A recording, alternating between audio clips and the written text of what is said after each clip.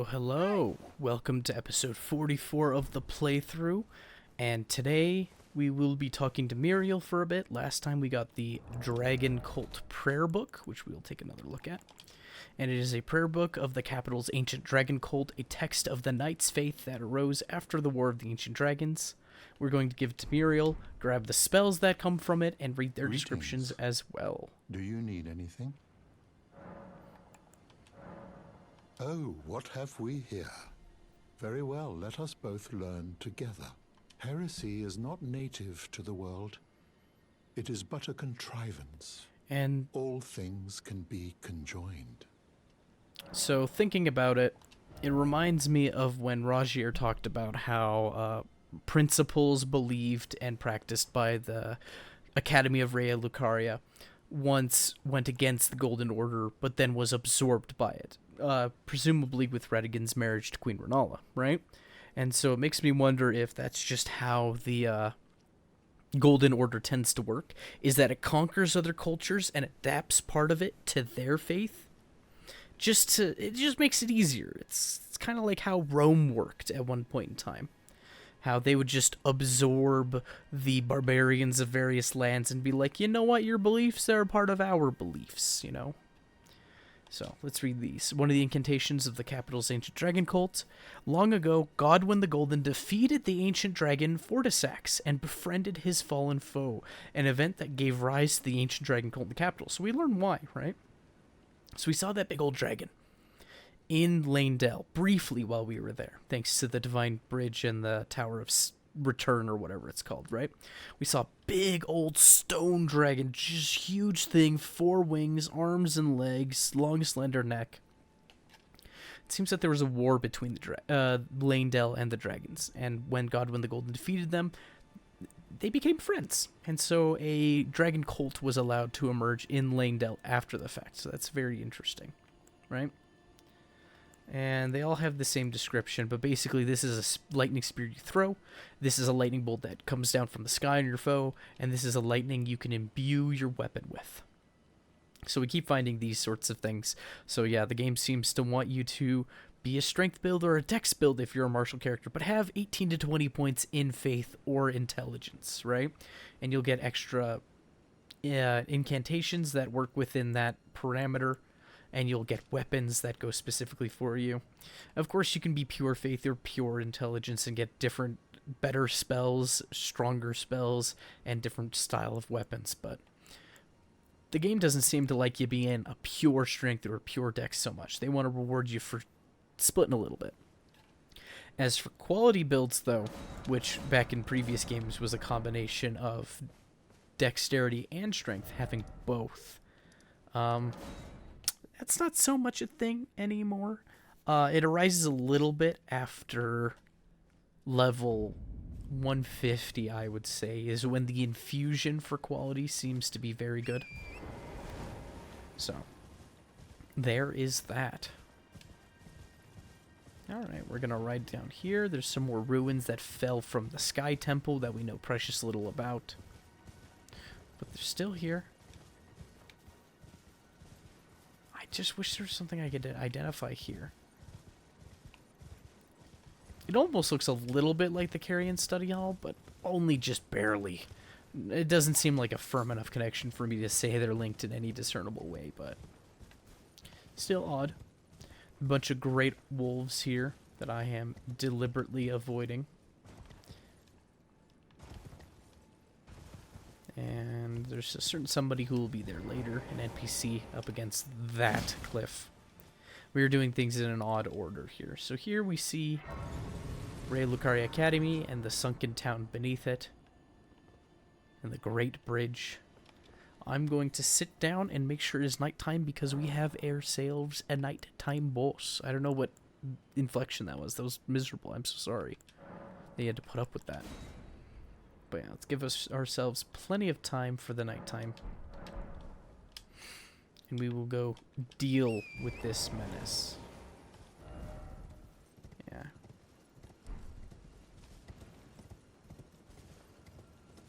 There he is.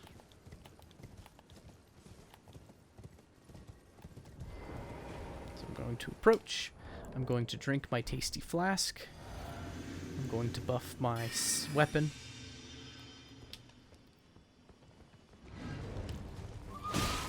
Ooh, tasty damage. Very nice.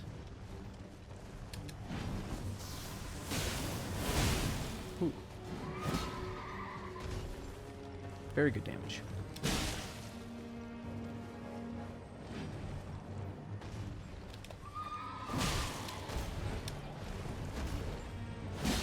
Whew. I felt like that should have hit me. Oh, there it is.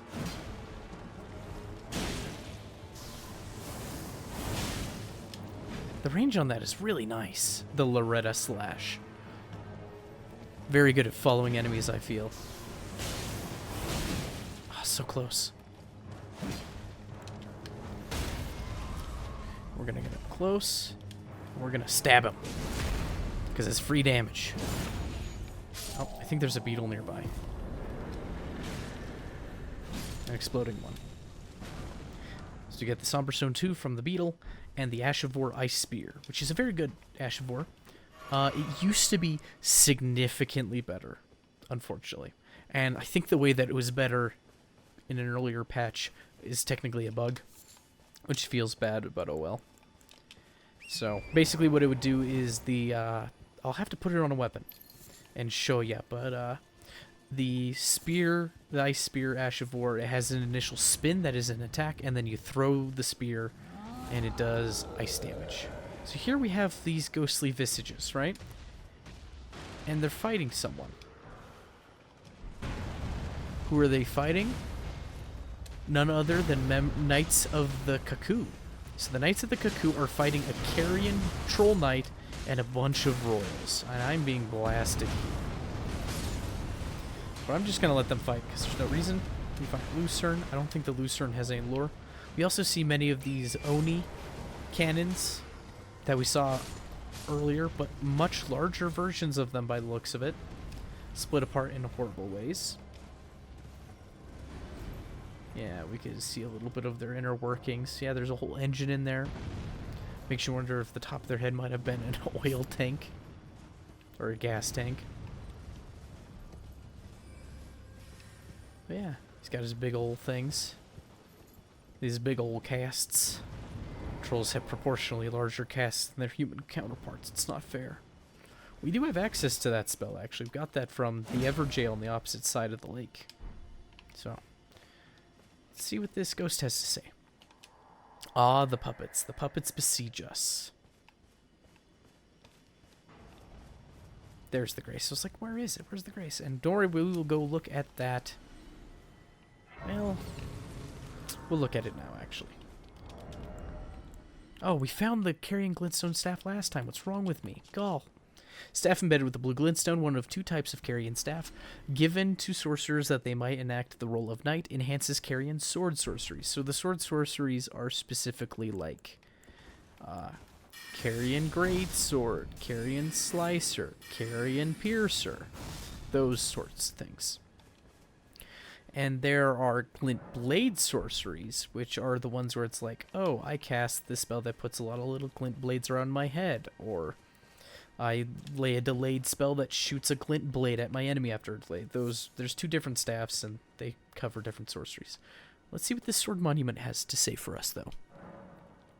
This marks Melania's southward march, the blade of Mikola and her clean-wrought knights. Grant her wings never to be clipped. Melania's southward march, the blade of Mikola and her clean-wrought knights. Grant her wings never to be clipped. So it seems that Melania might also be known as the Blade of Mikola, and she has a contingent of clean-wrought knights, as their name indicates. We don't know much about that. Not at all. We do know that Melania fought Godric, and Godric had to beg for his life, which was probably embarrassing.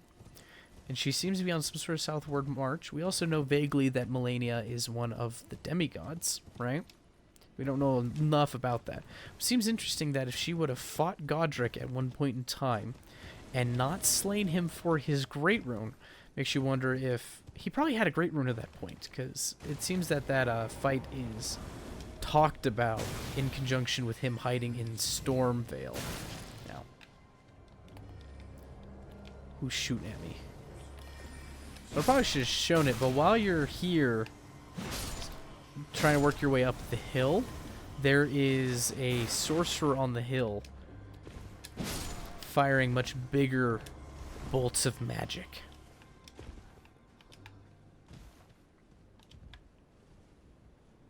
But it seems that the Cuckoo and the Sorcerers are on a different side from the Carrion Royals, and the Carrion Royals have those blue ghostly apparitions like we saw in the manor. Alright, the third Glintstone craft book. Albinauric pots. It lets us make Albinauric pots. Interesting how that's where it comes from. What's an Albinauric pot? Enchanted by sorceries of the Cuckoos. It even has Cuckoos on the side of the pot there. That's kind of funny. The Knights of the Cuckoos do declare, "Behold thy defiled blood, unlike any humor that flows in our grand realm." And if you throw it at enemies, it impedes the recovery action using a flask of tears for a certain duration. So if you hit another player with that, they can't heal themselves. If you get hit at any tarnish-sized enemy, or tarnish-shaped enemy, tarnished-shaped enemy, golly, player-shaped enemy, then they also wouldn't be able to heal. So here we have a wizard. He's got the Academy Glintstone staff, so I can show that off. And he has this crown, Glintstone crown. Kind of like Sellen's, but it's got two faces of two different kinds of gem. Got very pale hands, foot wraps, a book. He could be learned, but we're going to put an end to his miserable existence, so. Goodbye. Oh. Well, I don't think he dropped anything, but... Here we find the Carrion Glintblade Staff, which is the other staff. So this one enhances Glintblade sorceries. This one does Carrion Sword sorceries, which are different. Vaguely. I always have to double check, because I swear I would get them mixed up all the time. But they're staffs that have okay intelligence scaling. Not the best, not the highest if you're going for raw number, but if you're using a specific school of sorceries, they can be a good pick. What a lot of people do is they'll actually get a staff that has really good sorcery scaling, and they'll stick it in their main hand and they'll cast with that, but then they'll put one of those other staffs in their offhand just for the bonus, because the bonus applies to you casting just for having it out, not because you're using that staff in particular, which I think is kind of funny. Okay, so now we need to head down to the ruins, and let's pick a new weapon. Oh, right, I was going to show off Ice Spear. I'm glad I remembered. I almost didn't.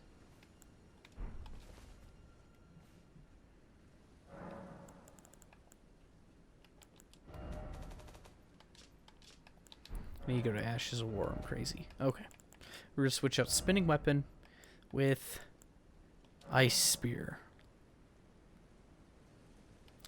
You know what? I'm going to leave it standard. Claymore harpoons do better standard for a good while, for a good length of their existence. So here we have the staff, and Ice Spear looks something like this, where you spin and you throw. So this is a hit, and the throw is a hit.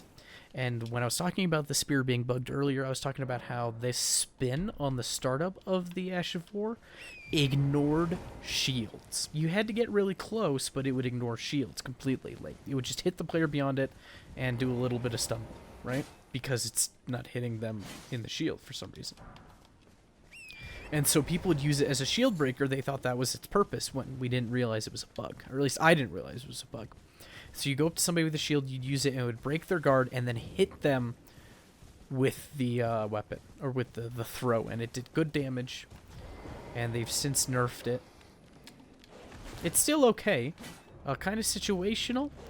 Hard to use in PvP, fairly good in PvE. That kind of Ash of War. But we're going to buff it, because that was the point of leaving it standard. Because it gets good magic scaling if you leave it standard, but you can still buff it. So, yeah. I think I might have mentioned it a little bit earlier, but if you wanted to try to get other weapons that could scale from multiple stats, you could get this Clayman staff and the Erd Steel Dagger in particular to do that, because they come with one of the two casting stats scaling. So this one is Intelligence, the Erd Steel Dagger has Faith. So you could, in theory, add the stat it's missing, but it'll lean heavily towards that stat and not pull a whole lot from the others. So that probably wouldn't work out. And you'd get 3 damage types, and you'd give more ways for your damage to be divided when fighting people. But yeah, it has that initial hit, which is very nice. If you can time it and space it, it'll 2-hit your enemies. Though I don't think it combos on players. I think they might be able to dodge after the initial hit. That's why it was so nice against people with shields, because they'd be guarding in front of you, anticipating that would block the way. Here we find another Shibiri Grape. And we found another Shibiri Grape on Edgar the Castellan, and I didn't mention it. And some people pointed that out to me, and I was like, I'll talk about it when it comes up. And I apologize for not even referencing it. I was more talking about Edgar's character than the fact that he had a Shibiri Grape. But it seems that the Shibiri Grape is a sign of madness, the flame of frenzy. And it seems that Edgar may have lost his mind. So. Yep. Okay.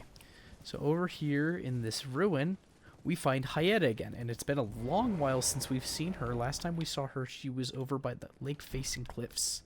So let's talk to her again. Hello? Is someone there? Would you donate any Shibiri grapes in your possession to me? I'm on a pilgrimage, in search of the distant light. And when I eat one of those grapes, I can feel the light in the back of my eyes. So thanks to the description, we know the Shibiri Grape is an eyeball that's been afflicted with frenzy, kind of like the river blindness affliction that exists in our own world. And it's really gross. The idea of eating a parasite-ridden eyeball, just ugh. Now, the parasite in this sense seems to be more of an idea than an actual parasite, like a little living organism. I don't like that lobster back there. He scares me. But we'll give her the grape anyways, because we're here to advance her quest line. You're not like the others who give me grapes, are you? They rest their trembling hands upon me. Howling wordlessly, they gently stroke my eyes. Their frail fingers, emaciated. Yet still, they give me the grapes. But you seem somehow firmer. So, we are not her only Shibiri grape dealer, it seems. She is double dipping on our property, in our territory, and we gotta teach her what for. I'm only joking. But still, it seems that the other figures who are giving her these eyes are frail and emaciated, right? And it's kind of spooky. You are most kind indeed. May the blessing of the fingers be upon you. She wishes the blessing of the fingers upon us, not the 2 fingers. Not the 3 fingers, the fingers. So maybe she's being intentionally ambiguous. It's hard to say. You are most kind. May the blessing of the... Okay, and that's all she has to say for now. But if we head to this location, the Gate Town Bridge, she will move. And we'll read the description of the grapes. Just to refresh ourselves before we lose them all. Item type, here we are. A yellowing, oozing eyeball of the infirm. The surface is shriveled and the inside is squishy, not unlike a large, overly ripe grape. Give to the blind maiden to guide her through to the distant light. Eyeball of the Night Vike, inflamed in yellow. It has a fingerprint on it this time. Seared with a repulsive fingerprint burn akin to those that marred his entire body and his armor. If offered to the blind maiden, it will lead her to the source of the distant light, allowing her to become a finger maiden. But something seems wrong, because they are associated with frenzied people. We find yellowed embers, which are the smallest version of the Shibiri grape, next to things that are afflicted with the flame of frenzy. And we found a handful of frenzy incantations, right? Causes the yellow flame of frenzy to burst forth from the caster's eyes. Incantation originating from the maddening 3 fingers. The flame of frenzy deals damage and causes buildup of madness. This incantation also causes buildup of madness in the caster and is only effective against tarnished.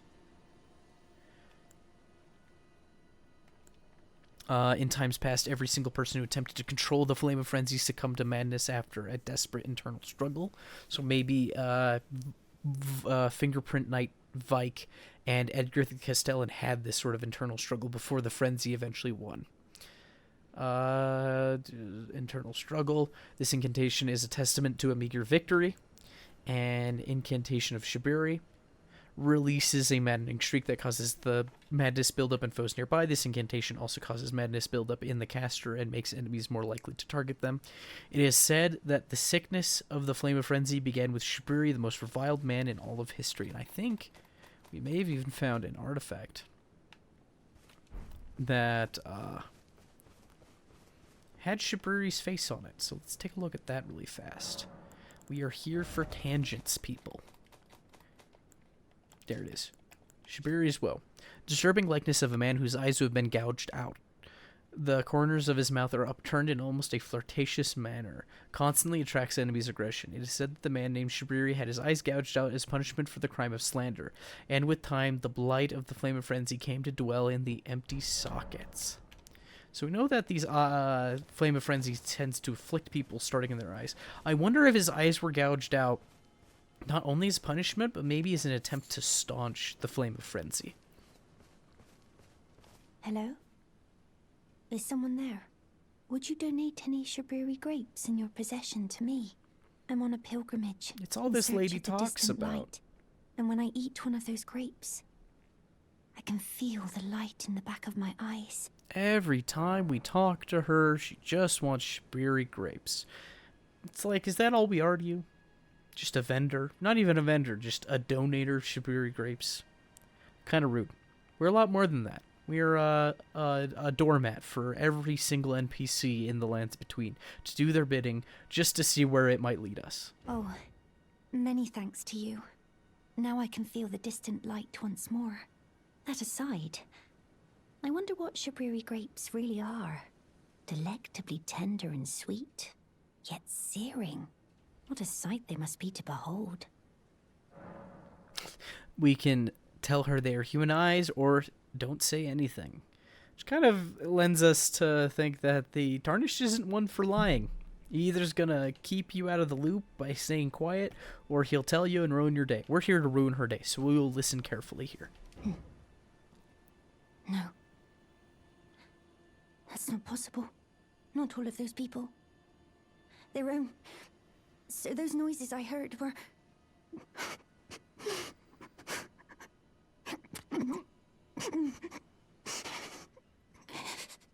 Sorry. I'm alright now. Don't mind me. So she says she's alright after trembling and sputtering and just imagining those poor frail beings coming up to her, clawing out their own eyes, and offering them to her as Shabriri grapes. Kind of a very twisted image. And she seems affronted by it. It's a gross thought. It's perturbed her to some degree, right? She says she's fine, but as we walk away, listen carefully.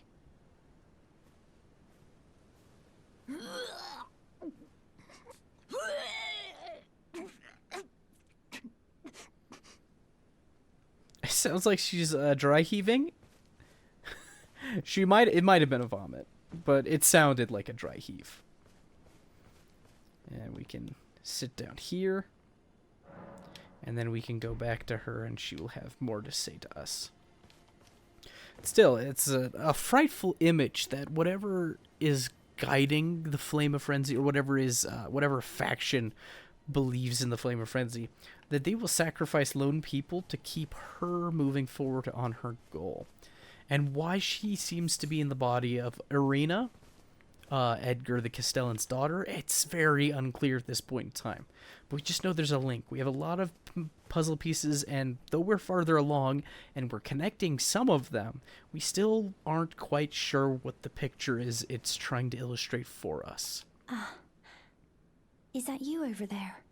I've gleaned something very important indeed, thanks to you. The reason why it was eyes I had to eat. The distant light is far and frail, so faint it can't be seen by the naked eye. But with everyone's eyes together, it appears. Finally, it all makes sense. I'm certain now. I will be a finger maiden.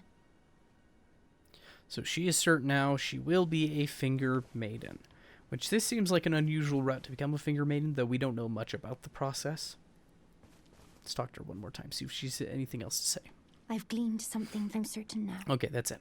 So now, if we head up to the Bellum Church, next to the Bellum Highway, we will have one more location with her.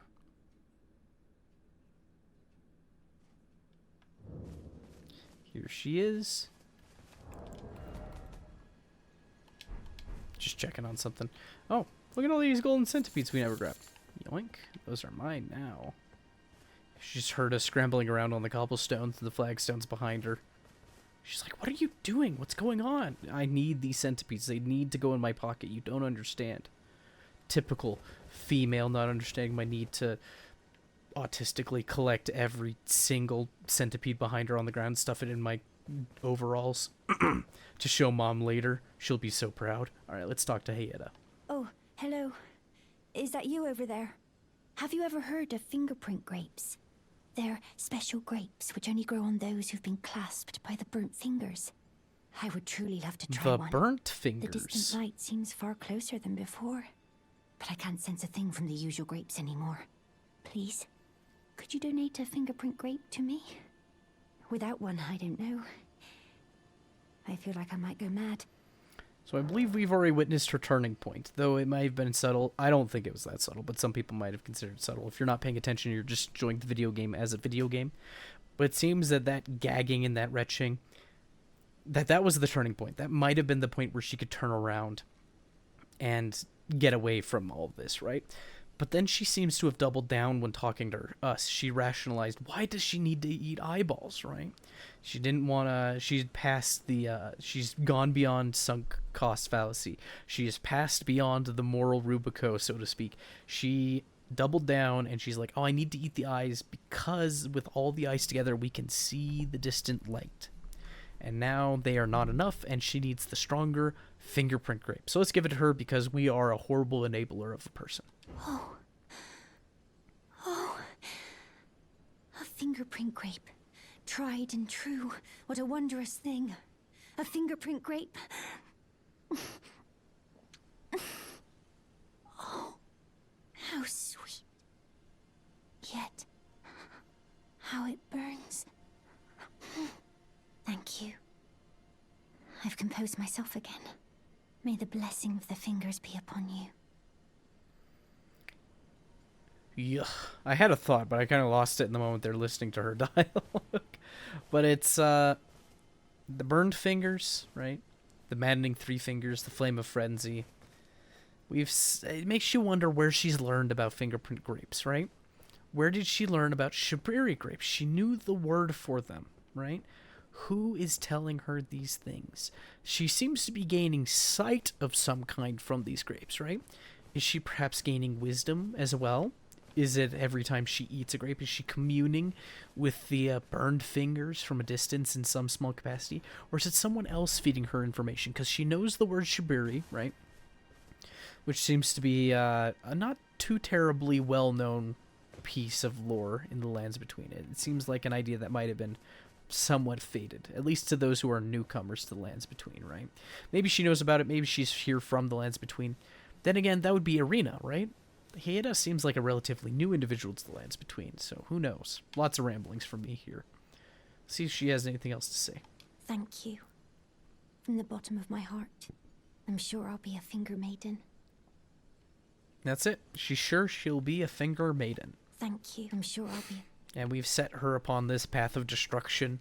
We do not know where it will lead just yet.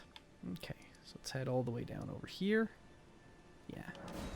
And there is a side dungeon I at least want to get to. We might end the episode just a smidge early.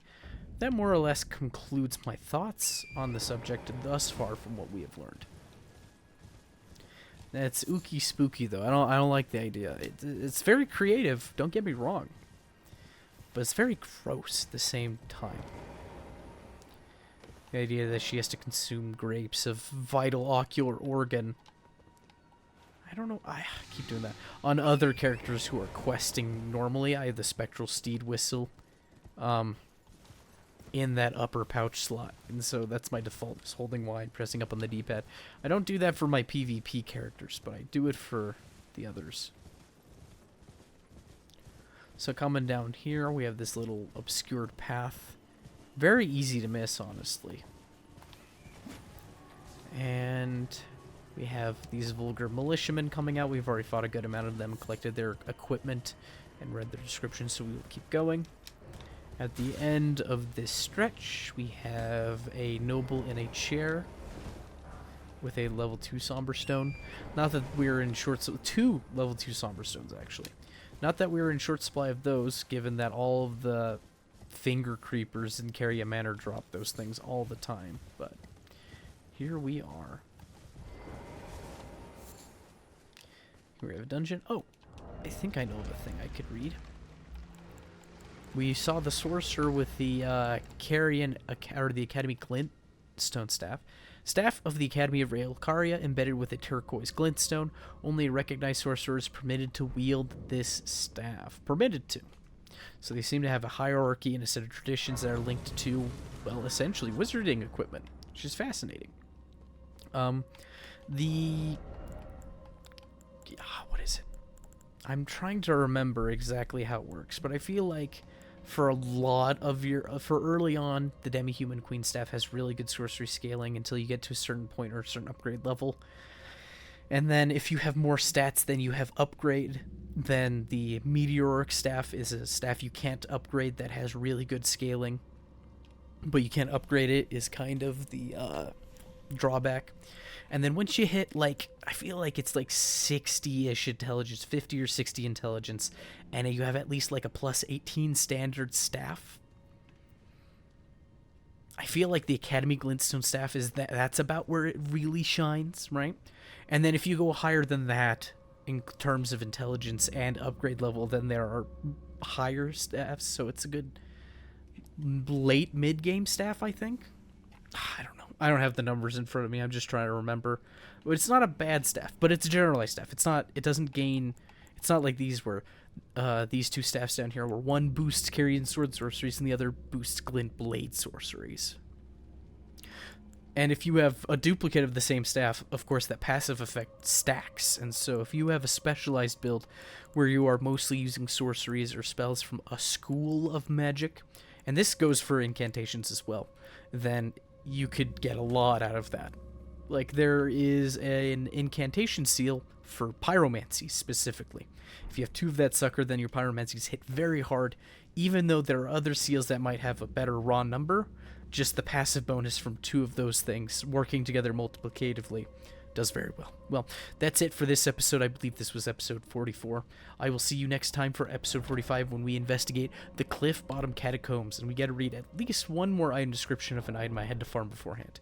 But thank you. I hope you have a good one, and bye-bye.